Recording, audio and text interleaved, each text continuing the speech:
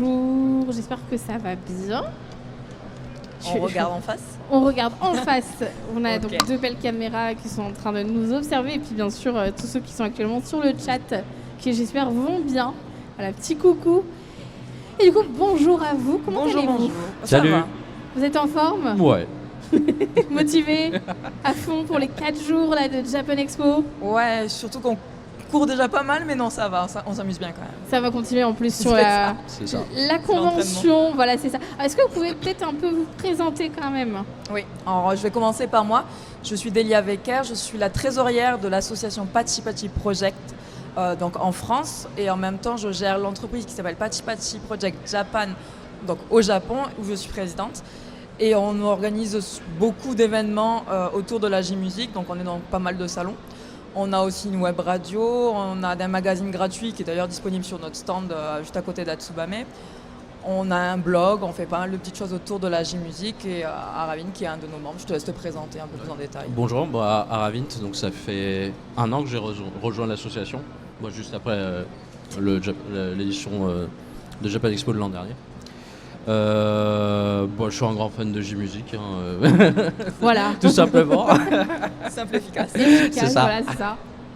Alors du coup, ça fait combien de temps que l'association existe, Pachi Pachi? Elle est récente, c'est vrai que ça fait que 2 ans et quelques. Oui, elle est toute donc, jeune, oui, effectivement. oui. Bon, après, c'est une idée qu'on a eue il y a fort longtemps. Et au final, on a commencé à rassembler du monde. Et pour pouvoir participer à des événements comme Japan Expo, c'était mieux d'avoir une structure. Une petite équipe Voilà. qui soit présente. Donc voilà, on a créé une association. Et en plus, c'est vrai que ça allait très vite. Parce que quand même, en 2 ans, on a fait une dizaine de salons, je pense, voire plus. Et autant de groupes qui sont venus. Donc, Ouais, il y en a. Ah oui, d'ailleurs, en groupe. Parce que alors, il y a groupe, mais il y a aussi des soloistes qui sont présents. Alors, qui actuellement est présent sur Japan Expo? alors sur cette édition de Japan Expo, en plus c'est voilà, sur cette édition de Japan Les aléas du Expo, direct. ouais, je vais l'éteindre. Sur cette édition de Japan Expo, on a Yuke qui est un chanteur coréen mais qui chante en japonais. Tu es réclamé. Ouais, je crois, mais je vais le faire. Je vais lui dire de chuter 2 secondes. Vas-y, si tu peux expliquer qui est là. Explique le temps que... Alors, on a du coup Yuke, comme disait Delia, donc un chanteur sud-coréen qui chante en japonais. On a aussi un groupe de rock instrumental qui s'appelle Astérisme, qui mélange rock, hard rock, metal, Ouais. qui a fait quelques festivals aux États-Unis. Oh, génial. Et donc ils étaient là à Japan Expo Sud à Marseille. Donc ils sont déjà venus en France Ouais, une fois. c'est ça. Donc voilà, 2e venue en France. Ok. Alors c'est pour les artistes que l'on accueille nous. C'est ça. Et après on a UMP qui est déjà venu, qu'on a accueilli pour la première fois à Japan Expo l'année dernière. Re-accueilli à Japan Expo Sud. Et là ils sont plutôt venus seuls, mais on est là pour les aider, pour voir qu'ils ont bien pris leur billet d'avion, etc. Et puis on a l'invité d'honneur musique de cette année qui est Tetsuya Komuro, donc qui est quand même un grand nom du milieu de la scène J-pop. C'est notamment du coup le claviériste du groupe TM Network qui est à l'origine du générique de City Hunter, Get Wild. Ah oui, Eh oui. Ah bah, C'est pas rien. c'est oui. un je grand, peux un pas- grand monsieur, ouais. Effectivement. Et qui a vraiment façonné, on va dire, l'image, je dirais plutôt le son de la J-pop des années 2000. Voilà. C'est vrai. D'accord. Donc il y a un petit monde quand même présent. Ils sont là sur les 4 jours, tout le monde. Sur les 4 jours, et ils ont déjà commencé d'ailleurs à faire quelques concerts. Il y en a qui sont juste après. Ça continue, ouais, ça va se suivre petit à petit. D'où le fait que vous allez courir dans C'est tous ça. les sens et que C'est vous ça. aurez pas Et qu'on beaucoup m'appelle de pauses. directement. Et qu'on t'appelle directement à l'aide, sauf nous. C'est ça. Ce qui veut se comprendre. Alors, du coup, nous aussi, on va parler d'un petit sujet. C'est ça. Donc, moi, vous allez m'expliquer, on va parler ensemble de ce sujet-là et faire découvrir à tout le monde les fonctionnements sur tout ce qu'on va présenter. Voilà, c'est vrai que je voulais qu'on commence le jeudi, c'est le premier jour de Japan Expo, Exactement. avec un sujet un peu global sur comment est-ce qu'on peut devenir fan de J-Music, et dès qu'on commence à s'intéresser à un groupe, comment est-ce qu'on peut en apprendre plus, comment est-ce qu'on peut aller à un concert, s'inscrire au fan club, et acheter des goodies, etc. Sachant qu'on a pu discuter un petit peu avant. Toi, il y a eu des freins qui ont fait qu'au final, tu t'es plutôt intéressé à la K-pop. Allez, au revoir. Et je pense que c'est les mêmes freins pour beaucoup de monde. Je pense, surtout en fait, il y a eu une période où, je pense vers je dirais justement 3e génération de K-pop où il y a eu cet engouement qui a commencé à arriver et forcément la J-pop a été un peu effacée et pourtant pendant très longtemps en vrai ça fonctionnait bien. Comme on avait parlé avec City Hunter, les OST, etc. Alors on parlait pas vraiment de J-pop il me semble à cette époque, Non. mais c'était déjà en fait, c'était déjà. Mais c'est vrai qu'on était plus dans le côté animation, enfin animé, etc. Et c'est petit à petit qu'on a commencé à découvrir des chanteurs sur les scènes. Mais comme tu dis, voilà, il y a eu des petits changements en cours de route. Mais je pense que vous allez peut-être me corriger, mais c'est là où la K-pop a gagné en puissance. Oui. C'est surtout le fait que pour le Japon, la musique japonaise, il n'y a pas de contenu dans nos langues. C'est ça. Au minimum, on l'a en anglais, et encore on est chanceux. Mais en français, il faut se lever tôt. Et, en français, on avait, en fait, je pense que les seuls avantages qu'on avait, c'est qu'il y avait des personnes qui, déjà à l'époque, parlaient, qui étaient parties ou étudiaient au Japon ou connaissaient la langue, et qu'on avait droit au moins à des traductions écrites. Mais ça va être sur, par exemple, YouTube, etc. On en retrouvait un petit peu, et encore, ça arrivait assez tard. Et c'était illégal. Et c'était pas légal, mais ça avait déjà commencé à cette période. Mais effectivement, si on regardait sur leur site, etc., c'était du japonais. Ouais. Et pour le coup, c'est pas du japonais facile à lire, en tout cas pour les personnes qui débutent, puisqu'on va retrouver tout ce qui est kanji, comme on parlait tout à l'heure. Et les kanji, faut les connaître. Et c'est peut-être le truc qui manquait un petit peu. Mais alors peut-être qu'on va voir aussi l'évolution. Du coup, oui, on va peut-être pouvoir commencer à en parler. C'est vrai que là, on parle des kanji, de tout ce qui va être les informations en japonais. Tu me diras, toi, si tu as peut-être des tips depuis la France, parce que moi, je suis au Japon, donc peut-être que... Ouais, c'est ça. Mais maintenant, on va dire honnêtement, avec toutes les applications et intelligence artificielle, ChatGPT, vous faites un clic droit, traduire, on s'en sort pas mal. Et il y a quand même quelques sites qui sont spécialisés. Il y a le nôtre déjà. Voilà, Pachi, n'hésitez pas. Voilà. Instant promo. C'est ça. Je profite. Et il y a surtout des sites qui sont en anglais. C'est vrai qu'en français, il ne va pas en avoir beaucoup, mais comme Fandom, qui est quand même bien... Après, souvent les sites en anglais, même si tu ne sais pas parler vraiment anglais, sont facilement compréhensibles tout de même. Ouais. Ils ont été faits pour faciliter les choses à tout le monde. Puis un petit coup de Google Translate et on comprend plus vite qu'il y a moins de chances d'erreur. On a des outils aujourd'hui pour évoluer, même s'ils ne sont pas proposés par en soi les agences, etc. Au moins, on a toujours quelque chose pour avancer, pour continuer dans ce qu'on désire faire et voir, du coup, indirectement. Puis il y a d'autres médias français. Toi, tu as travaillé pour Jam. Pour Jamais un certain temps. Mais en fait, pour retracer un peu l'historique, en fait, dès le début des années 2000, il y a eu des concerts d'artistes japonais en France. De Visual Kei notamment. Et du coup, il y a eu des médias, des webzines qui se sont formés autour, donc comme Jamé, qui a 20 ans, donc Japan Music Entertainment, qui sont nos rivaux. Oui, mais on les aime bien. Il y a eu d'autres sites, Mikan Music Network, etc. Donc moi, c'était il y a 20 ans, quand j'étais jeune à l'époque, je venais tout juste de découvrir la musique japonaise. Moi à l'époque c'est comme tout le monde, c'était les génériques d'animé. Oui, c'est ça. Donc je suis de la génération 90, j'ai découvert Full Metal Alchemist et GTO sur Canal+, les génériques de l'Arc-en-Ciel, de Pornographie, etc. Puis 3 ans plus tard, du coup, y a une chaîne qui s'est montée, qui s'appelait No Life, qui n'existe plus maintenant. Ouais. On a tous connu. No Life, oui. Ouais, voilà. Et qui a permis à un certain nombre de personnes comme moi qui en fait venaient tout juste de découvrir la musique japonaise, quelque part d'approfondir. Alors ça a été difficile pour eux de démarcher les artistes japonais, ça s'est fait vraiment sur le long terme. Et c'est vrai qu'au début, beaucoup de gens, alors les gens qui étaient là en mode découverte, c'était waouh, No Life, trop bien. Les gens qui avaient déjà une certaine, on va dire, expérience, qui avaient de la connaissance de la musique japonaise, c'est ouais, mais vous n'avez pas cet artiste, vous n'avez pas tel artiste, vous n'avez pas Yumi Hamasaki, vous n'avez pas. Bref. Mais la chaîne s'est créé son petit fanbase, enfin sa petite fanbase, a gagné en crédibilité auprès des Japonais.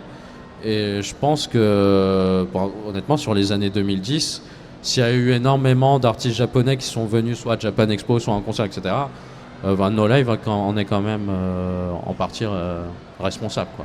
Oui. Il faut leur donner du crédit, quoi. Je trouve qu'on ne leur donne pas assez, alors merci No Life. Merci No Life, voilà, c'est dit.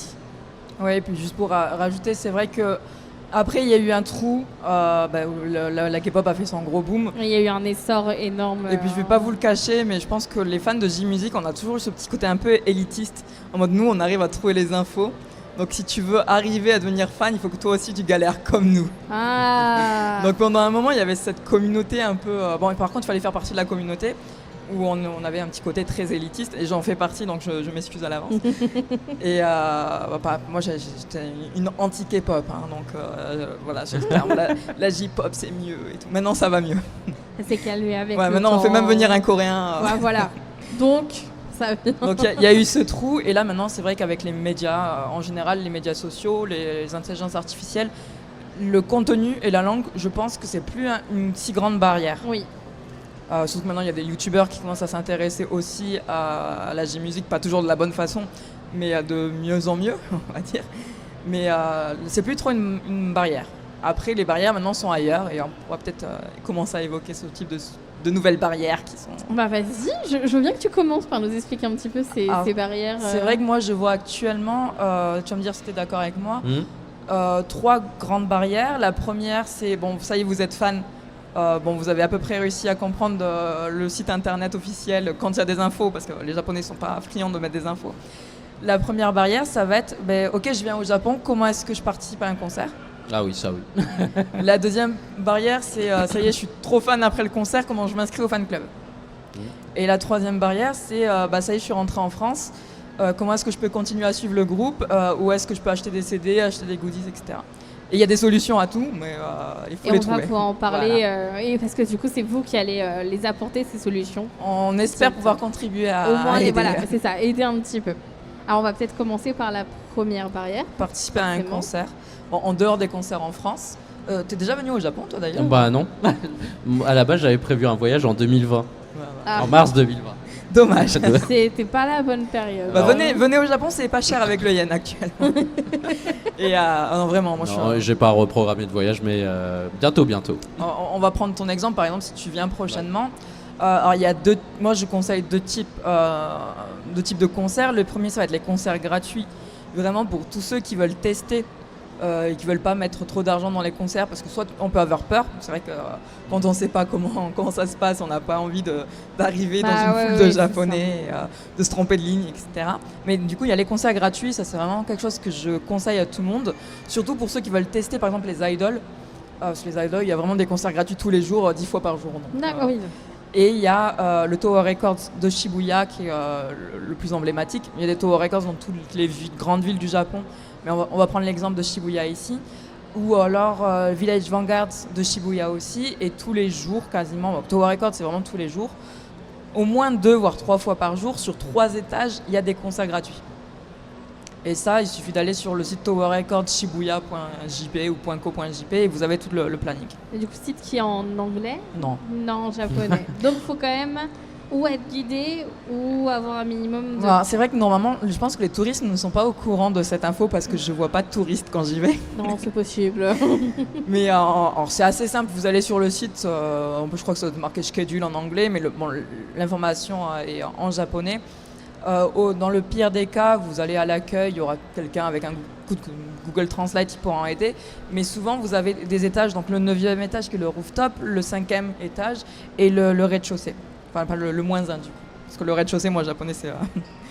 Et les concerts sont gratuits. Par contre, si vous voulez participer, prendre des photos avec les artistes, etc. Là, il faut payer. Il faut payer la photo, le CD, etc. Ce qui est normal, parce que d'un côté, c'est une offre en plus, en sachant qu'ils ne sont pas payés du coup pour le concert. C'est ça. Et c'est quelque chose qui, je pense, est un bon point de départ. Les concerts gratuits, et vraiment, il y en a partout, donc, tout le temps au Japon. Il y a tellement de groupes que... En sachant qu'il y a un concert gratuit donc, dans des salles, est-ce qu'il y en a en extérieur possiblement ou pas ? Ça peut arriver. En extérieur ? Ça peut arriver. Oui, il y a les concerts de rue. Oui, c'est vrai. C'est vrai. C'est ce que je pensais, parce que c'est quelque chose qu'on voit quelquefois, donc qui sont souvent gratuits, où on propose au pire de payer, mais ça va être plus, Est-ce que ça peut arriver que ce soit des artistes déjà un peu connus ou est-ce que c'est principalement des personnes qui veulent se faire connaître? Bon, je pense que c'est plutôt des personnes qui veulent se faire connaître. Mais par contre, je suis pas sûr que les concerts de rue, ça soit légal. Alors maintenant, il y a des endroits. Je crois que oui, il y avait quand même. Il y a des endroits maintenant sur Shibuya qui sont réservés. C'est ce que je m'avais comme Après, souvenir. Normalement, il faut demander à la mairie un petit ticket. Ouais, ok. Il faut forcément une autorisation parce que c'est quand même une intervention extérieure. Mais pour répondre à ta question, c'est vrai que c'est souvent des gens qui débutent. Souvent, c'est des gens qui chantent un peu mieux que la moyenne. Et je vais prendre l'exemple d'un artiste qui a vraiment popé avant Covid. C'est Yuri, qui a fait du coup Dry Flower, Kakurambo, etc. Je l'ai prononcé super mal, Kakurambo. Qui du coup a été remarqué dans la rue, donc en faisant un Ryojo live. Donc c'est le mot japonais, si vous tapez ça sur Google, vous devriez trouver des informations. Qui du coup a commencé, il avait déjà un groupe de rock avant qui s'est fini, il a fait des concerts de rue, il a popé, First Take, maintenant c'est le chanteur probablement le plus écouté et le numéro 1 des karaokés. Comme quoi Comme quoi les chanteurs de rue au Japon, des fois il y a des bonnes surprises. Donc c'est ça, en fait les personnes, si nous on y va en tant que touristes, en fin de compte, si on veut découvrir, des fois les concerts de rue ça peut être bien aussi. Surtout que là, sur le coup, il y a Shibuya qui est connu, mais il y a Shinjuku, même des fois Harajuku. Et d'ailleurs, en parlant d'Harajuku, je vais te donner un autre tips. Alors ça, c'est plutôt pour les idoles masculins, donc plutôt pour le public féminin. Harajuku, vous avez mon endroit préféré, donc vous me trouvez tous les week-ends, ou un week-end sur 2 peut-être. C'est le JOL Harajuku, qui est vraiment à la toute fin de la Takeshita-dori, juste en face du Ouigo. Il suffit de monter les escaliers, donc des fois ça fait un peu peur de monter les escaliers, c'est des escaliers tout roses, c'est très très mignon. Et c'est un endroit pareil où les concerts sont gratuits et il y a plusieurs espaces pour manger. Donc si vous prenez à manger, je crois que c'est à partir de 500 yens, vous pouvez aller devant pour assister au concert devant, mais même derrière gratuitement. Et pareil, tous les jours carrément, il y a un concert, je crois que c'est 17-18 heures à peu près. Et les week-ends, c'est le midi aussi. Donc en fait, il y a plusieurs endroits et fonctionnements différents qui permettraient d'accéder aux concerts gratuits. Voilà. Maintenant, les payants, parce que bien sûr, c'est la majorité souvent, je pense. Tu vas peut-être me compléter parce que depuis la France, je sais pas s'il y a des sites particuliers. Je vais parler de mon expérience de 2020 qui n'a jamais eu lieu, mais j'envisageais quand même de faire un festival. Là-bas, c'était le Notfest, donc il devait avoir lieu au Makuhari Messe à Chiba, donc au mois de mars 2020. J'avais pu acheter une place en passant par le site ePlus, mais parce que le site propose une version anglaise. Et en regardant quand même rapidement ce que propose le site, en fait tous les artistes ne proposent pas des ventes internationales, en tout cas sur ce site. Il faut bien le vérifier par contre. C'est ça. Et donc du coup effectivement la question c'est si je veux voir tel groupe, comment je procède quoi. C'est vrai. Là, il a évoqué ePlus. Au Japon, si j'en oublie pas, je dirais qu'il y a 3 voire 4 grandes entreprises qui gèrent les tickets.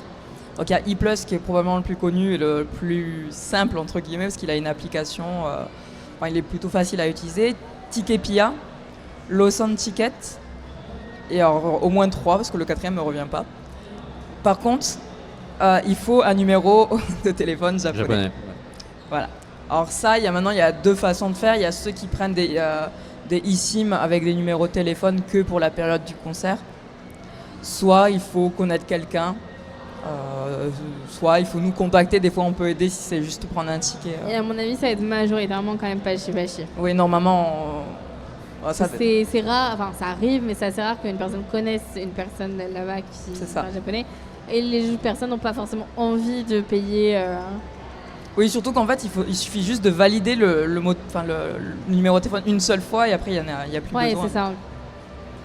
D'accord. Et ça, c'est très souvent du tirage au sort d'abord. Ah, donc, c'est une info à rajouter. faut le savoir, ça. Et après le tirage au sort, parce que d'abord, il y a les fan clubs qui sont prioritaires. Parce que les fan clubs, c'est si vous n'avez pas dans un fan club. Ça, c'est intéressant à savoir. Parce que c'est vrai qu'on n'a pas ça en France. Non, en France, en fait, il n'y a pas... On a les places VIP, nous. On a les places VIP, mais c'est pas le fan club, mais c'est pas forcément les fan clubs qui sont prioritaires. Non. On va dire c'est un peu premier arrivé, premier servi en France. Bien sûr, oui. clairement, ça sera les fan clubs qui vont sauter dessus en première occasion, Oui. c'est logique. Mais c'est vrai qu'on n'a pas cette même importance de fan club que dans le pays d'origine, en fait. C'est vrai qu'au Japon, ça va être très compliqué, même quand on est japonais, d'assister à un concert. Je vais prendre un exemple de base. Désolé, je vais faire ma groupie, mais je suis très très fan de My First Story, Ouais. un groupe de rock. Et c'est pas des idoles. Les idoles, ça peut être encore plus compliqué. Donc tu m'avais cité Katsun de la Johnny's. Par contre, ouais. Voilà, de la clairement. Johnny's, il faut avoir 4-5 fan clubs pour avoir la chance d'être tiré une fois. Mais même les groupes de rock un peu connus, ça peut être compliqué d'être tiré au sort. Et moi, j'ai 3 fan clubs pour My First Story. Et là, sur toute une tournée, j'ai été tiré au sort. Donc j'ai demandé 8 dates, j'ai été tiré au sort 2 fois. J'ai de la chance, une à Tokyo, mais une à Osaka.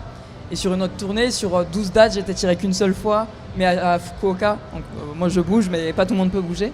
Bah oui, c'est ça. Et ça, c'est vrai que donc, comme c'est compliqué d'être déjà tiré au sort, au final, il reste d'abord la priorité pour les fan clubs, très peu de place pour le premier arrivé, premier servi. Du coup, ça va vraiment dépendre de la notoriété du groupe. Si après, vous êtes sur des groupes... Alors par contre, autre info intéressante, je pense que les groupes qui marchent en France ne marchent pas spécialement au Japon. Donc peut-être que les groupes... je sais pas, toi, t'as... Inversement aussi, hein, je Ouais. pense. Ouais. Et ça Mais- serait mais- quoi mais la bah, raison Ça, déjà nous, en tout cas pour, on va dire, le public français de manière générale ou même internationale, la principale porte d'entrée vers la musique japonaise, ça reste les animés et les génériques d'animés. Ouais. C'est vrai. Et en général, les gens ils se limitent qu'à ça, ils ne vont pas plus loin. Donc, je sais pas, on va parler par exemple, je parlais tout à l'heure de l'arc-en-ciel. Bon, les gens connaissent sûrement Driver's High, mais l'arc-en-ciel, c'est quand même 12 albums au Japon, des dizaines de millions, voire des centaines de millions d'albums vendus, des salles de concert remplies, des Tokyo Dome remplis au Japon, enfin bref. Et pourtant, arriver en France, voilà, ils ne peuvent remplir que... La dernière fois qu'ils sont venus en France, c'était en 2012, ça date. Et ils n'ont pu remplir que 15 Zéniths de Paris. Bon, c'est 6000 places, c'est pas Ouais. mal. Mais pour un groupe japonais de cette envergure, c'est pas si ouf que ça, je trouve. Et puis du coup, au Japon, forcément, il n'y a pas que les animés, il y a toutes les émissions de variété. En fait, ils sont vraiment dans l'écosystème musical, quoi. Ce qu'on n'a pas nous, quoi. Parce qu'on n'a qu'en fait qu'une petite fenêtre. Donc c'est vrai qu'il y a peut-être plus de chance pour les Français qui aiment des artistes qui sont peut-être moins populaires au Japon. Donc les fan clubs, c'est une petite barrière, mais pas trop. Sachant qu'on peut s'inscrire, on va en parler maintenant, mais on peut s'inscrire au fan club. Alors la plus grosse Même barrière, en tant qu'étranger. oui, la plus grosse barrière, c'est souvent le numéro de téléphone. Mais des fois, honnêtement, vous mettez un numéro au hasard, une adresse japonaise au hasard. Et c'était bon. Il y a des services comme Tenso, par exemple, qui font du forwarding. Et Tenso, par exemple, je cite, il doit en exister d'autres, mais c'est le seul qui me vient en tête. Vous mettez l'adresse du service de forwarding, ils vont récupérer votre carte de membre et ils vous l'envoient. D'accord. Donc même ça, vous avez quand même votre carte. Quand il y a des bonus de fan club, vous les recevez aussi. Et après, il y a beaucoup maintenant de fan clubs qui sont sur mobile, avec des paiements tous les mois et plus à l'année. Et là, dans ce cas-là, c'est super simple. Même depuis l'international, on peut s'inscrire. Du coup, les fan clubs, alors peut-être aussi une différence, c'est que les fan clubs, il y a une sorte de don qui est fait chaque mois. Ouais. Le don, alors à quoi il sert exactement? Parce que nous, on n'a pas, en France, il existe des fan clubs, mais souvent ça va être plus on se regroupe et puis voilà. Ouais. On n'a pas cette histoire de don chaque mois à faire. En fait, ça va dépendre déjà de la notoriété de l'artiste et de l'agence, beaucoup. Pour les petits groupes, il y a souvent plus de choses parce que ils ont besoin d'attirer des gens pour le fan club parce que ça leur permet. Souvent, c'est les fan clubs qui permettent de faire vivre. Mais la majorité des cas, faire part du fan club, du coup, vous permet d'avoir accès au tirage au sort pour les concerts en avance. Il y a des goodies qui peuvent être aussi réservés qu'aux fan clubs. Et des fois, il peut y avoir des fan meetings, etc. Et dans le minimum, ça va être le message d'anniversaire, les petits trucs. Après, il y a des fan clubs qui sont beaucoup plus détaillés, qui font beaucoup plus de choses, mais là, c'est plus rare. D'accord. Est-ce qu'en France, quand des groupes japonais viennent, est-ce qu'il y a possibilité, il existe déjà des possibilités de fan meeting, ou est-ce que c'est vraiment plus au Japon qu'on va retrouver? Non, en fait, justement, tu as le package VIP qui permet en fait aux personnes, il faut payer plus cher, forcément, de rentrer un peu plus en avance, mais de pouvoir rencontrer les artistes Alors, des handshakes, serrage de main, éventuellement des photos, etc. Après, je pense que ça dépend des artistes. Là, je pense à Banzai Japan récemment, qui elle, donc c'est un groupe d'idol. Ils ont organisé à Tours un restaurant avec leurs fans, quoi. Oh, trop bien. Donc, c'est, on va dire, au cas par cas, quoi. Ouais, ça dépend. Ok. Ouais. Ok. Et du coup, si on retourne un petit peu, comment ça se passe donc, pour s'inscrire?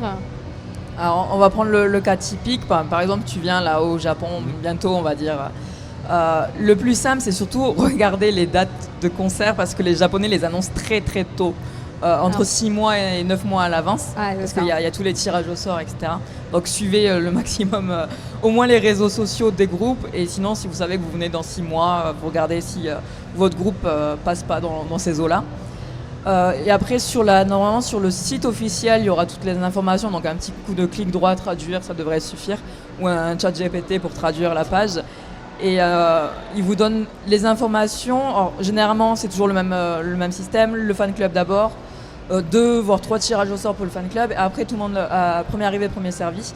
Et normalement, sur le site, il vous donne quelle entreprise affiliée pour l'achat des tickets. Donc souvent, c'est I+. Et plus, ce que je disais tout à l'heure, I+, Ticketpia et Lawson Ticket. Des fois, pour les plus petits groupes, il y a Live Pocket ou des petites choses comme ça. C'est pas des choses, des petites entreprises comme ça. Après, c'est assez simple. Normalement, pour le premier arrivé, même pour le tirage au sort, vous inscrivez, vous dites voilà, je veux telle date, tel horaire. Attention aux horaires parce que souvent les Japonais font des lives le midi et le soir. Donc, faut faire attention à ça. Okay. Ouais, pour pas se tromper, arriver le soir et qu'en fait votre ticket c'était pour le midi. Donc là, encore une fois, Pachi peut aider dans ces cas-là. Ouais, c'est vrai que si vous avez des questions, nous, ça nous est déjà arrivé d'accompagner des gens qui avaient des problématiques. Moi, c'est vrai que je sais pas si je l'ai dit en me présentant, mais j'habite au Japon. Donc voilà, quand je reçois des messages principalement sur Instagram, mais on est aussi sur d'autres réseaux, ça nous permet d'aller aider, secourir au dernier moment. Je vois en commentaire pourquoi est-ce qu'il y a des tirages au sort pour accéder aux ventes. Alors, je pense que c'est le vente de tickets. En fait, c'est tout simplement parce que c'est compliqué d'avoir accès. Les Japonais ont déjà du mal à avoir accès aux tickets, donc il faut absolument de tirage au sort. Et j'en profite pour les ventes, même les ventes de goods. Des fois, il peut y avoir des tirages au sort. D'accord. J'entends toutes les informations actuellement. Ouais, ça fait beaucoup. Mais ça peut paraître compliqué, mais au final, on trouve des informations. S'il y a une question, vous pouvez nous contacter. Il faut juste chercher. C'est vrai que c'est un peu galère par rapport à ce qu'on disait avec la K-pop. Et honnêtement, je pense que peut-être que tu vas pouvoir me confirmer aussi, mais la communauté japonaise, elle est capable de nous répondre. Elle est capable, elle a plutôt envie de partager sur ces sujets-là. Du moins, ceux que j'ai rencontrés nous ont gentiment répondu. Après, il ne faut surtout pas avoir peur de se tromper. Je sais que moi, par exemple, ça m'est arrivé les premières fois d'arriver devant les espaces en mode ok, il y a 3 queues, quelle que je prends, la fan club, pas fan club, parce que tout est écrit en kanji. Il y a toujours un staff, vous montrez un Google Translate, il vous aide. Alors du coup, pour les fan clubs, donc nous, on est donc fans internationaux. On décide de s'inscrire dans un fan club. Alors déjà, comment retrouver ces fan clubs, bien évidemment. Est-ce qu'il y en a on va avoir peut-être le côté anglais, puisque c'est surtout peut-être la problématique qu'on va avoir, parce que si on parle que japonais, ça peut bloquer, etc. Et quelle est la suite si tu es accepté du coup dans un fan club? Alors, il va y avoir des groupes qui sont très internationaux, qui tournent à l'international. On va prendre l'exemple de One Ok Rock de base, qui a son fan club international. Je pense que des groupes tu vas peut-être me dire plus d'infos, mais peut-être Anabillé ou des groupes qui viennent à l'international, leurs pages sont peut-être en anglais aussi. Bonne question. Je pense que les groupes qui viennent à l'international, leurs pages sont en anglais. Ils sont déjà. Les autres, ce sera probablement en japonais. Oui, alors je regarde pas forcément leur site, mais en tout cas sur les réseaux sociaux, Twitter, Instagram, etc. Effectivement, les infos sont en anglais, quoi. Et même les artistes postent même en anglais. On va prendre l'exemple de Hanabiye. Bon, ils ont fait une tournée européenne. Là, malheureusement, ils ont dû annuler leur date parisienne à 30 minutes du début du concert. Oh non. Et bon, les infos, les membres postaient en anglais, quoi. Donc oui, ça, pour c'est prévenir super instantanément. cool. Donc il y a toujours cette possibilité que tout le monde se comprend et prenne en tout cas. Ouais, c'est ça. Donc il y a quand même un effort fait par les groupes qui viennent ici. ou en tout cas par leur management, pour pouvoir effectivement transmettre les infos aux fans internationaux qui n'ont pas forcément des notions de japonais, quoi. Et sur les fan clubs japonais, du coup, c'est très simple. Vous vous inscrivez souvent par email. Vous remplissez nom, prénom, adresse. Bon, l'adresse, vous pouvez mettre n'importe laquelle ou celle d'un forwarding service comme Tenso si vous voulez absolument recevoir la carte du fan club. Et ensuite, non, c'est tout simple. Vous recevez votre identifiant, vous mettez le mot de passe et vous êtes inscrit. C'est pas très très compliqué. Ça va. Donc, ça y est, on fait partie du fan club. Ça y est. Quelle est la suite du programme? Maintenant, c'est une fois qu'on est rentré, on va dire en France, plutôt. Ouais. C'est vous êtes devenu bien fan parce que moi, je prends mon exemple, My First Story, un concert, ça m'a fini. Il est témoin parce que moi, dès que je me lance sur ce sujet, mais vraiment, le fan club, c'était l'obligation et après, il fallait compléter la collection de CD. Ça, c'est important. Donc. Ah oui, bien sûr. Et donc pour compléter la collection de CD, il y a des sites que je pense beaucoup connaissent comme CD Japan, oui. Yes Asia, etc. Mais pas que. Il y a des services qu'on appelle les proxy services. Je vais citer plusieurs noms, comme ça il y aura donc Bai, Neokyo, Zen Market, From Japan, qui sont des services qui vous permettent de faire des achats directement au Japon. D'accord. Vous payez juste une commission de entre 250 et 300 yens par achat. Ils stockent. Il stocke et vous renvoie, c'est vous qui décidez, voilà, je veux renvoyer mon colis. L'avantage en plus, c'est que vous pouvez rassembler tous vos achats en un seul colis. Et du coup, c'est moins cher pour les frais de port que par exemple CD Japan qui des fois va vous envoyer un CD par un CD. Ouais. Et pareil pour tout ce qui va être frais de douane, ça peut être moins cher de rassembler. Oui, parce que les frais de douane Japon-France sont assez quand même conséquents. Et ce type de service vous permet du coup d'acheter les CD par exemple sur des boutiques comme Tower Records. Donc je donnais l'exemple pour la boutique à Shibuya qui est une boutique de CD physique mais en ligne, mais aussi sur les sites officiels des groupes. Souvent ils ont leur propre page de goods. Donc vous pouvez passer par ce type de service. Et par exemple aussi il y a là je pense au CD d'occasion. Parce que moi j'achète beaucoup d'occasion. Il y a des services, l'équivalent du Bon Coin japonais, okay, comme Mercari Japan ou Yahoo Auction, donc là qui vendent plutôt des enchères. Et le concurrent de Mercari, ça va être Rakuma de chez Rakuten.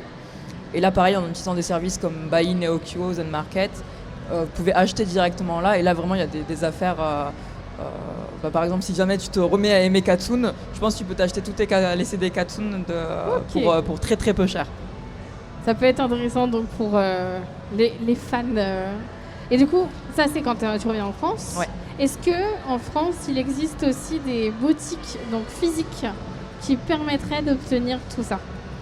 Alors, physique, c'est compliqué parce que pendant un certain temps, il y avait des labels spécialisés en musique japonaise, qui ont toutes disparu. Alors, il y en a un qui a survécu, ou plutôt qui s'est monté à Londres. Et qui tient bon, c'est GPU Records. Donc c'est une maison de disques en fait. Le fondateur Tom Smith qui du coup est en contact avec les artistes japonais et il édite quasiment, quand je dis dans la foulée, en même temps que les japonais l'album. Du coup pour un marché occidental, donc avec une traduction des paroles en anglais à minima. Et alors est-ce qu'ils vendent des goods, je sais pas. Par contre, il est arrivé que des groupes ouvrent leur store à l'international, donc avec un site en anglais et tout. L'exemple que j'ai là, c'est l'un de mes groupes préférés, Coltrane. Moi aussi, je vais faire ma promo. Vas-y. C'est un bon groupe. Moi aussi, je valide. Et donc je voulais m'acheter une petite veste et tout, donc ça se faisait assez facilement quoi. Le site était en anglais, j'ai pas trop galéré quoi. Mais tous les groupes ne font pas ça. Et je vais donner un autre tip supplémentaire. Je pense que, alors peut-être pas pour tous les groupes, mais la Fnac en ligne, maintenant ils les importent, donc ça va être un petit peu plus cher, mais au moins pour les artistes les plus populaires, pour les CD, c'est trouvable. Pour les goods, c'est souvent des goods de tournée. Et comme ça change beaucoup, ça va être sur le site officiel. Ouais. Donc il faut faire appel soit à quelqu'un sur place, soit un forwarding service, soit un proxy service. Donc on a quand même quelque chose assez français qui nous permettrait d'obtenir ce qu'on désire Alors, c'est pas vraiment de l'occasion pour le coup, ça va être du neuf qu'on obtient. De l'occasion, on trouve le même site Mercari Japan. D'ailleurs, les Japonais, c'est un peu on va dire des petits filous. Non, ils achètent en gros pour revendre sur Mercari derrière, parce que ceux qui n'ont pas pu se déplacer savent que ça va être revendu derrière. Ouais. Donc on trouve les goodies. On trouve, on galère, mais on trouve. Mais sinon, pour les CD d'occasion à Paris, on a les Book-Off. Et alors, pour en avoir discuté avec quelques potes, il y a aussi les Gilbert Joseph qui vendent des CD d'occasion du coup. Donc ça se trouve, mais faut fouiller quoi. Voilà. Wow. C'est comme tout. C'est impressionnant parce qu'en fait, on se rend compte que parce que là, nous, on est en France. Moi, perso, j'ai jamais bougé. Je désire un jour partir au Japon et pourquoi pas découvrir des nouveaux chanteurs. Mais par contre, justement, la différence, c'est que je ne connais personne. Donc là, peut-être le côté qu'on a parlé des concerts gratuits peuvent être beaucoup plus intéressants. Donc, est-ce que Pachi Pachi propose un programme, par exemple? Alors, on va probablement faire quelque chose comme ça dans le futur, parce qu'on nous le demande beaucoup. Donc, avoir un programme, au moins traduire, au moins vite fait, ce dont on vient de parler, Tower Records, etc. On a aussi pas mal de groupes partenaires, donc ce qui devrait arriver prochainement, on a des groupes, par exemple des groupes de rock idol, où on collabore souvent avec eux. On devrait avoir des tarifs moins chers pour les Français, et en collaboration avec des associations françaises sur Tokyo. Alors, par contre, ce sera beaucoup Tokyo parce que je suis sur Tokyo. Et Tokyo, ça reste, je pense, la ville. Oui. C'est vrai qu'on parle du Japon, mais c'est vrai que c'est plutôt Tokyo. Même si, on a parlé de Shibuya, etc. Donc ça va être. Même si souvent, ce qui existe au Japon existe dans les autres villes, mais en plus petit. Et l'autre chose, c'est vrai que je pense qu'on va probablement proposer bientôt du contenu qui explique plus en détail ce dont on vient de parler. Un peu des tutoriels sur comment arriver à acheter, etc. Oui, c'est pour faciliter l'accès à tout ça, en fait, aux personnes qui le désirent. Puis se sentir peut-être soulagé, parce qu'on a parlé dans le sujet tout à l'heure, qu'on n'a peut-être pas parlé là, justement de la personne qui a acheté son ticket, qui s'est justement avec l'histoire des Kenji, qu'il y avait un horaire, donc c'était stylisé. Peut-être que grâce à Pachi Pachi, on pourrait éviter ce genre de situation. Ouais. C'est vrai que si vous avez le moindre problème, vous pouvez nous contacter, ça c'est sûr. On n'est pas nombreux, donc des fois on peut être un peu lent à répondre, mais on essaye de répondre au maximum. Si on répond vraiment pas, vous nous relancez. Ça peut arriver. Ça faut pas hésiter en fait. Mais voilà, comme on a du staff en France, du staff au Japon, c'est vrai que là je suis la seule, mais on a aussi des Japonais qui peuvent nous aider. Qui font partie également de Pachi Pachi. Oui, parce que c'est vrai qu'on depuis on a parlé de Japan Tour, c'était des Françaises. Vous êtes Français, donc toi tu vis au Japon. Mais on n'a pas parlé du staff japonais qui t'aide en fin de compte, du coup, directement là-bas. Est-ce que vous êtes quand même parce que toi, tu fais le contact, mais est-ce que, du coup, le staff japonais est au contact avec le staff français également? Je crois que vous les avez jamais vus. Bah non. Vous connaissez même pas vos collègues. Et non, c'est vrai que c'est... c'est toi qui fais le pont, en fait. Ouais, je fais le pont, mais pour expliquer très vite fait, on est une équipe de 5 Japonais. Je me suis dit mais ils sont Japonais. Je ne suis pas encore japonaise et je préfère rester française, croyez-moi. Mais les Japonais, c'est des anciens qui ont travaillé dans des labels de musique. Donc c'est des personnes qui connaissent le domaine, qui savent vraiment où aller, et qui ont des contacts. Diriger. Ça aide. Et ça, c'est justement ça la question, c'est comment obtenir des contacts que vous avez actuellement. Alors, moi, j'avoue, j'ai eu beaucoup de chance dans ma vie. C'est-à-dire que j'ai enfoncé des portes, mais on me les a facilement ouvertes aussi. Donc je suis peut-être arrivée dans le bon moment. Des fois c'est une bonne chose d'enfoncer les portes du coup. Voilà. Et c'est vrai que les Japonais connaissent les États-Unis, ont envie d'aller aux États-Unis, mais ils ont aussi envie d'aller ailleurs et il n'y a pas d'offre pour l'Europe. Il n'y a plus d'offres, parce qu'avec No Life facilitait quand même la du coup c'était No Life qui permettait d'avoir ce côté offre. No Life et Japan FM qui aidaient beaucoup. Depuis il n'y a plus d'offres et en plus du manque d'offres, il y a une méconnaissance de l'Europe de la part des Japonais. Encore nous de la France, honnêtement, on a de la chance, ils savent à peu près où on est. Mais le fait de penser à faire un European Tour, on en est encore très très loin. Oui, c'est pas encore prévu pour l'instant. D'où le fait qu'avoir des Japonais, alors on va pas se le cacher, même si je suis là à chaque réunion, le fait d'avoir des Japonais, ça donne du crédit. En plus, c'est des Japonais qui sont connus un petit peu dans le milieu. du moins qui ont des collègues. Et voilà, des fois, ça peut arriver qu'on marche, qu'on attend chez des labels et genre, ils se voient en mode oh ça va, ça fait longtemps, tu deviens quoi et je fais ça, fais venir tel groupe. Ça peut faciliter du coup les groupes, parce que du coup là les groupes que vous avez eus, est-ce que c'est grâce à ce staff japonais que vous avez réussi à les obtenir? Alors les groupes actuels, à part Astérisme, qui est un groupe qui est chez Sony Music et Amuse, où j'avais déjà des contacts parce qu'on avait fait venir un groupe il y a 3 ans peut-être, qui s'appelait Unione à Japan Expo, qui était aussi chez Sony. Par contre, là où ça a facilité la négociation, c'est d'avoir les Japonais parce qu'ils avaient travaillé chez Sony. Donc c'était plus facile de négocier, de gagner en crédibilité. Voilà. Et ça c'est important auprès des Japonais. Donc. Et ben ça me donne envie, du coup, tout ça. C'est vrai que la J-Music, je pense qu'on pourra quasiment finir ce sujet. C'est compliqué au début, mais quand on cherche un peu, on se rend compte que c'est pas si compliqué. Surtout maintenant, honnêtement, ChatGPT. Il y a par exemple vous, mais il y a aussi, je pense, des personnes qui sont fans de J-pop et qui sont prêtes en fait à aider justement à rentrer dans cet univers, parce que ça reste un univers, la J-pop, et accompagner les personnes dans la suite, outre du coup les concerts, etc. C'est vrai qu'on n'en a pas beaucoup parlé, mais il y a quand même des communautés de fans, que ce soit maintenant sur Discord, il y a beaucoup de fans qui se créent sur Discord. Est génial, je crois que vous avez la communauté de nous, on s'est connus sur une commu Facebook. Oui, par exemple. Facebook qui est génial pour les groupes voilà. fans. Puis pour un chanteur.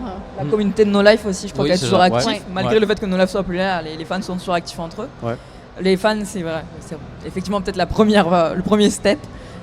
Pas hésiter à demander. Et après, c'est vrai que pour résumer, c'est compliqué. On peut y arriver. On est là pour aider. Et de toute façon, plus vous serez nombreux, d'ailleurs, je fais un peu de pub, mais plus vous serez nombreux à aller regarder les artistes sur YouTube. Et c'est important. Parce que les Japonais regardent plus les statistiques de YouTube que Spotify. Ah ouais? Oui, beaucoup. Ce qui me rassure, c'est que je suis pas toute seule à être surprise. Parce que les Japonais ont autre chose que Spotify en fait. Ils sont beaucoup Apple Music et beaucoup Line Music. Du coup, Spotify, c'est plus à l'international que japonais. Et ils n'ont pas ce réflexe-là, ils vont regarder le ranking YouTube.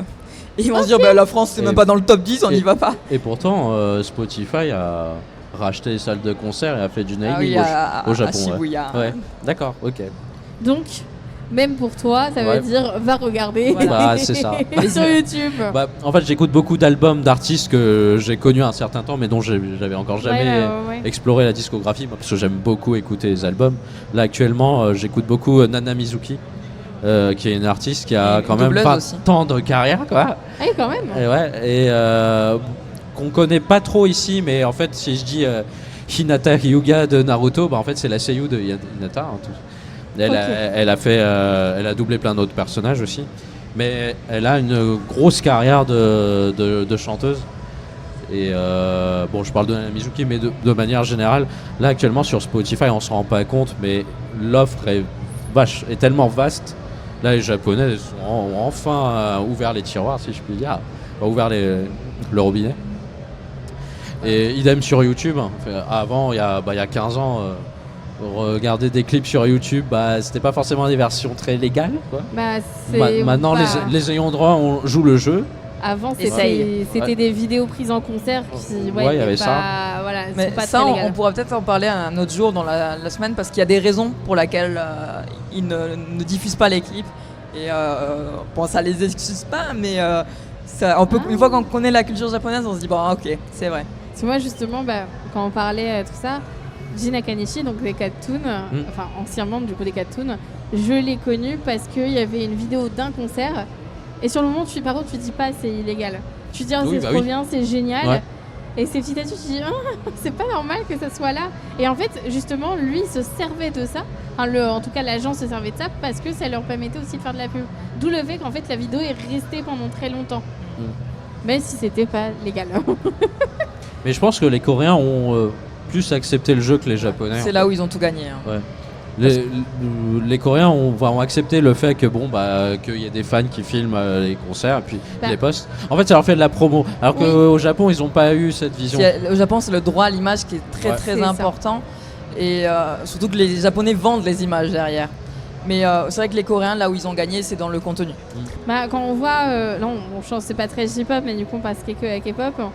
il y a justement des chaînes qui rachètent à des Coréens, principalement, parce que c'est principalement en Corée qui récupèrent ça. Ça va être, ils vont dire par exemple fan vidéo ou fan, etc. Et ils vont nommer, parce que souvent ça va être une personne, un membre qui va être principalement filmé. Fancam. Voilà, c'est des fancams. Et en fait, ça leur fait un contenu supplémentaire. Oui. Et j'avoue que même moi, j'adore regarder ça parce que il suffit que je sois fan d'une personne en particulier et j'ai avoir ce côté-là où tu as aussi donc tout le groupe. Et comme c'est parce que c'est pas la même manière de filmer, on a le côté un peu plus naturel et expressif d'une fan qu'on va pas retrouver forcément quand ça va être tourné par justement l'équipe, la régie, etc. C'est complètement différent et c'est pas la même ambiance qu'on ressent derrière. C'est vrai. Voilà. C'est tout ce que j'avais à dire sur la K-pop. Est-ce que vous avez d'autres petits tips à dire avant de finir ? Peut-être des tips qui viennent où vous dites c'est vrai qu'on n'y a pas pensé. Non, j'aimerais juste compléter sur l'histoire de YouTube. C'est vrai qu'il faut se manifester, surtout la communauté de fans français et même européens, dire aux Japonais venez, on vous attend, parce que ça leur vient pas à l'idée. Alors que si on les invite, ils veulent venir. Donc il faut se manifester, c'est important. Et on a moi une problématique que j'ai, c'est la data. J'ai pas de stats officielles de combien il y a de fans de musique japonaise en France. Ah, ok. Et donc même Ça manifestez-vous, créez des communautés, faites des... Voilà, comme ça on aura des exemples. J'espère que le message est passé. Je prends un exemple, par exemple, on s'est un petit peu rencontrés à Japan Tour, du moins l'équipe de Patchy. Normalement on sera aussi présent l'année prochaine et on cherchait des artistes pour Japan Tour. Et l'équipe de Japan Tour nous a dit est-ce que vous avez des stats ? Pourquoi est-ce que cet artiste plutôt qu'un autre ? Et en fait on les a pas les stats. C'est compliqué d'en avoir, donc... Alors que les Américains en ont un peu plus. Forcément. Donc du coup justement comment vous avez fait pour que Banzai Japan et The Superfruits soient acceptés sans les stats ? Banzai Japan, je vais être très honnête, Banzai Japan et The Superfruits ont payé leur propre billet d'avion. Et ça aide beaucoup. Ah, ok. Après, bien sûr, Japan Tour a payé l'hôtel, a payé le repas, quand même etc. une partie, c'était principalement le billet d'avion qu'il fallait qu'il soit pris en compte. C'est ça. Ok. Ce qui leur a permis en fin de compte d'être présents. Donc on a des fois de la chance de trouver des artistes qui veulent vraiment venir et qui prennent en charge les billets, sachant que c'est pas rentable, je le précise. Qu'on se dit pas oui mais en France il y a plein de fans, on voit le monde, mais c'est pas du tout rentable. Non, c'est pas rentable du tout. Après il y a de plus en plus d'artistes qui maintenant décident de venir juste pour faire de la com et après au Japon se revendre entre guillemets. Mais dès qu'on veut monter un step, c'est compliqué. C'est vrai que d'un côté, Banzai Japan, The Superfruits, moi perso je les connaissais pas du tout. Ça m'a permis de les connaître, de découvrir un peu leur univers aussi. J'ai principalement connu du coup forcément Banzai Japan parce que c'est elle que j'ai interviewée. Oui. Sans ça, je pense que j'aurais pas été regardée. Et le fait qu'elle soit venue, ça m'a donné en fait cette envie d'aller voir, de un peu plus découvrir ce groupe. Donc c'est peut-être ce côté-là qui peut être intéressant pour les groupes à chaque fois. C'est on amène. Maintenant, il y a encore l'idée de aller regarder sur YouTube. C'est ce qui manque peut-être un peu plus. C'est ça. Bon, moi, si je peux ajouter, pour compléter la chose, moi je m'en rappelle, l'un des premiers Japan Expo que j'ai fait, c'était 2011, et la première fois que j'allais au JE Livehouse. Et il y avait un groupe, j'avais regardé des clips sur No Life, c'était Lazy Guns Brisky, j'étais pas très fan. Ouais. C'était un groupe de rock un peu garage, années 70-80 et tout. Et les avoir vus en live, j'ai fait waouh. Ça m'a changé. Ils m'ont fait changer d'avis direct. Comme quoi donc l'expérience live pour moi, c'est vraiment quelque chose. C'est super important en fait. Ça peut vraiment te faire changer d'avis sur un style, un groupe, etc. J'ai eu la même chose. Alors c'est un chanteur soliste. Je sais pas si vous connaissez, c'est Omi-kun, qui est venu justement plusieurs fois à Japan Expo. Et c'était un peu pareil. Moi, c'est alors une amie qui m'a présenté Omi-kun.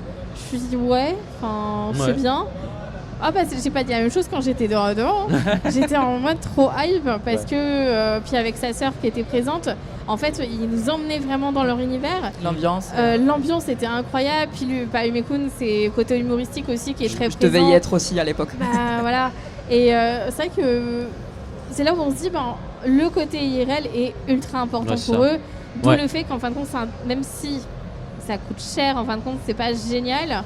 En fait, elles sont présentes, ou ils sont présents, et les fans, enfin les futurs fans aussi du coup, peuvent les découvrir en direct et c'est peut-être ça leur fait gagner des points en fait. En fait, c'est ça, je pense, l'énergie qu'ils mettent en live, elle est tellement communicative, elle se du coup répand sur le public et là forcément t'es conquis quoi. C'est vrai que l'énergie c'est la vraie force de la musique entre guillemets, surtout que là on avait des groupes d'idoles, ou Mikun c'était aussi de la pop, même le rock honnêtement ils y vont à fond. Omikun, ce qu'il a fait qui a très bien fonctionné, c'est justement il amenait les fans à participer à son spectacle.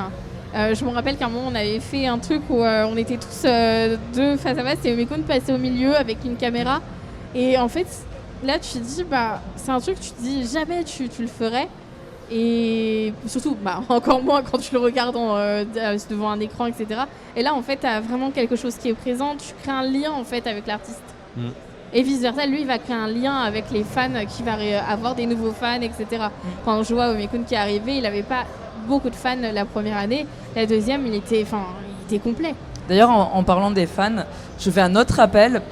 Souvent on fait venir des artistes qu'une seule fois et il y a des gens qui nous disent pourquoi ils reviennent pas, à part UMP qui est revenu du coup Japan Expo l'année dernière, Japan Expo Sud et encore cette année, mais eux c'est des cas très rares et en fait il faut continuer à encourager pour que les groupes veuillent revenir derrière. Parce qu'ils n'ont pas forcément envie de revenir.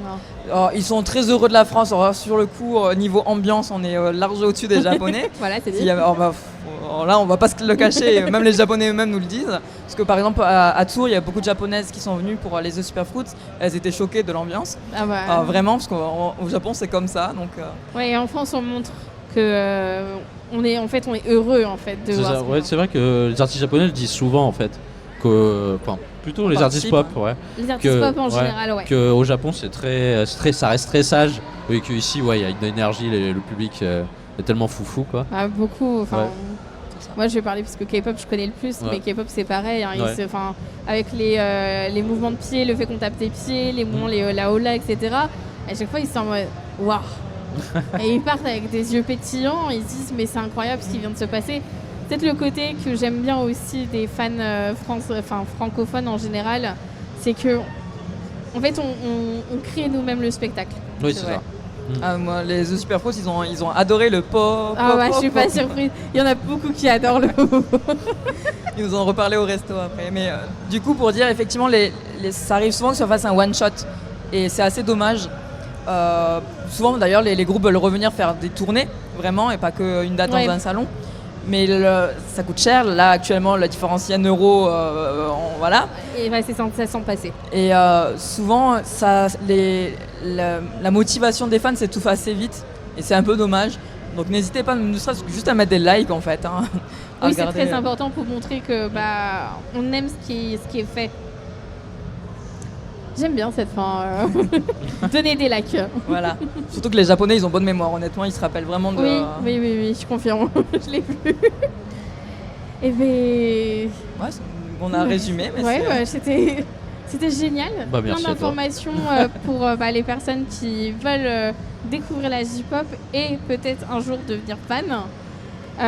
Nous, on va s'arrêter là. Ouais, et on se retrouve demain. On se retrouve demain. Alors, ça sera avec Todalf demain. D'accord. On se retrouve par la pensée. Mais voilà, par la pensée, on sera là. Donc je vous souhaite en tout cas une fin de journée plutôt de convention. Bon courage pour la suite parce qu'il y a encore des concerts là qui vous attendent. On court là juste après. On va voir foncer. En tout cas, bon courage à vous et quand même essayez de profiter un maximum de votre convention. Merci à vous. Et à très vite. À très vite. Ciao. Et je laisse du coup la place, je crois, une petite pause. Très bien, petite pause, parfait. Merci à vous.